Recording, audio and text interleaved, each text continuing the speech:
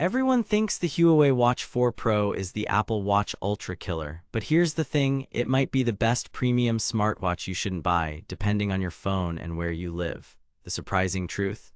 The hardware is borderline ridiculous, the ecosystem is not. I wore it for 21 days straight with LTE enabled on 2 carriers, dual-band GPS runs, 2 pool sessions, sleep tracking nightly, and back-to-back charge cycles.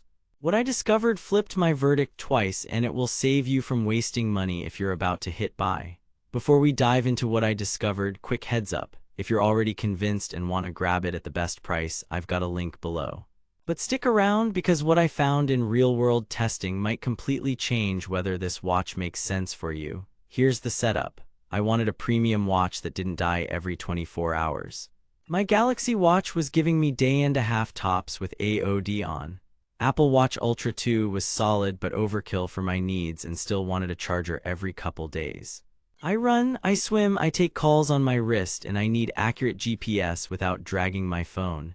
I tried Huawei before and bounced off the app-side friction, so I approached the Watch 4 Pro skeptical but hopeful.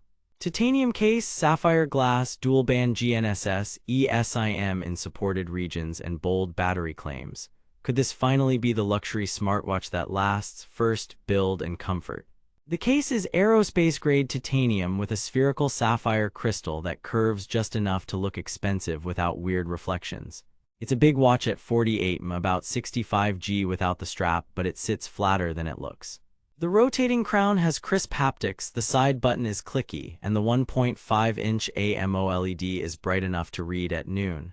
I wore it with the titanium link and a leather strap, both use 22mm quick release. After a week of keys and desk edging, the sapphire showed no visible scratches. The titanium picked up faint hairlines that brushed out. Water, it's 5 ATM plus IP68. I did 2 45-minute pool swims. No fogging, touch responsiveness returned immediately after drying. So far, so good. But then the battery claims. With AOD on, SpO2 and skin temp at night, continuous heart rate and notifications buzzing, I averaged 4.2 days per charge. My heaviest day, 1-hour dual-band GPS run, 38 minutes of LTE calls, 180 notifications, and sleep tracking. I ended day 3 at 18% and topped off. In my tests, 1 hour of dual-band GPS drained about 7 to 9%. A 10-minute LTE call ate roughly 3%. Fast charging is real. 15 minutes gave me till to 28%, which consistently equaled a full day with AOD off.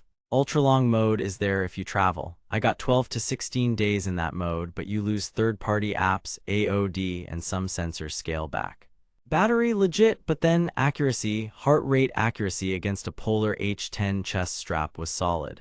On steady runs, average HR was within 2 BPM. During spiky intervals, it drifted by 5 to 7 BPM at peaks, then corrected quickly. GPS is where it surprised me. This thing uses dual-band 5-system GNSS, and in my urban canyon route it measured 10.03 km on a known 10 km loop once, 9.97 km another, an error of roughly 0.3 to 0.6%, which is excellent. On open trails, lock-on was near instant and tracks were clean. SpO2 hovered within 1 to 2% of a fingertip pulse oximeter at rest. Sleep staging lined up with my Aura on trends, with Huawei's respiratory analysis giving me useful breathing rate data. ECG is available in select regions and gave consistent sinus rhythm readings for me. There's also arterial stiffness insights and the headline health glucose monitoring feature. Important, it does not measure blood glucose. It provides trend indicators derived from multi-sensor data. Treat it as a coaching nudge, not a medical reading. Health, better than I expected. But then the ecosystem punches you in the face. If you're on Android, you don't install Huawei Health from Google Play. You sideload Huawei's app gallery, then Health, then HMS Core. It took me 12 minutes on a Pixel, not hard, but it's friction. On iPhone, it pairs, tracks, and notifies, but replies to messages are limited and app support is thinner. No Google Pay, no Apple Pay. Huawei Wallet exists in certain countries with select banks and transit systems. If you're not in those regions, Tap to Pay basically doesn't exist. The watch's app gallery has a handful of decent apps, but it's nowhere near Wear OS or watchOS depth. Spotify. You can control playback on your phone, but offline Spotify is a no. Music storage is local files via the Health app. LTE eSIM worked with 2 carriers in my region. Your mileage will depend entirely on your carrier's eSIM support for wearables. Call quality on the watch was surprisingly loud and clear indoors. Outdoors it's fine, but wind reduction is just okay. Fall detection and SOS exist. I tested SOS via the button shortcut to be safe. HarmonyOS feels snappy, scrolling is smooth, animations are clean, and the crown response is tight. But then notifications. You'll read most of them, you just won't do much with them compared to Apple or Samsung. Here's the twist. I went in thinking the battery claims were marketing fluff. They aren't. I also assumed GPS would be average.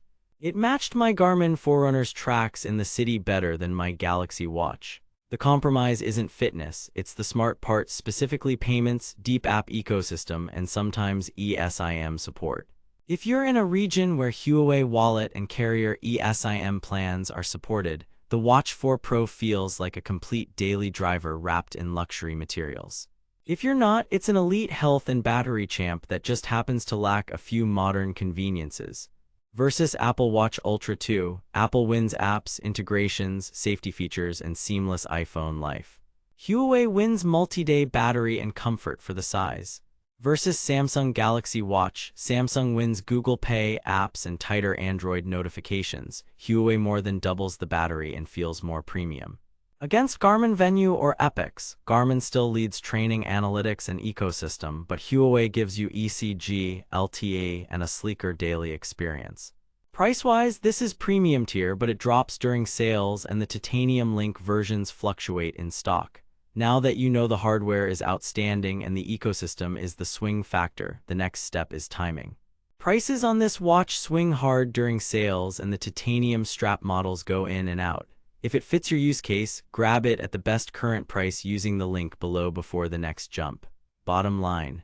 If you value battery life, premium build, and rock-solid health and GPS above everything else, the Huawei Watch 4 Pro is outstanding. If you need Google or Apple services, tap to pay everywhere, broad third-party apps, or deep iOS replies, skip it. Android power users who can live without Google Pay will love it. Huawei phone owners, this is a no-brainer. iPhone users who want app depth should look elsewhere. Don't waste your money on features you can't use. Spend it on the battery and build you'll feel every single day.